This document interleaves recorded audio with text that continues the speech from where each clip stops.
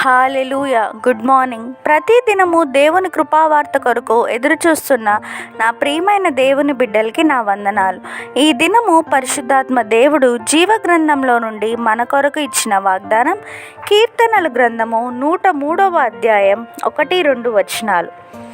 నా ప్రాణమా యెహోవాను సన్నుతించుము, నా అంతరంగమునున్న సమస్తమా ఆయన పరిశుద్ధ నామమును సన్నుతించుము. నా ప్రాణమా యెహోవాను సన్నుతించుము, ఆయన చేసిన ఉపకారములలో దేనిని మరువకము. Amen.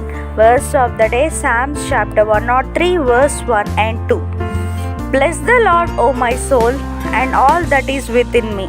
Bless his holy name. Bless the Lord, O my soul, and forget not all his benefits. Amen.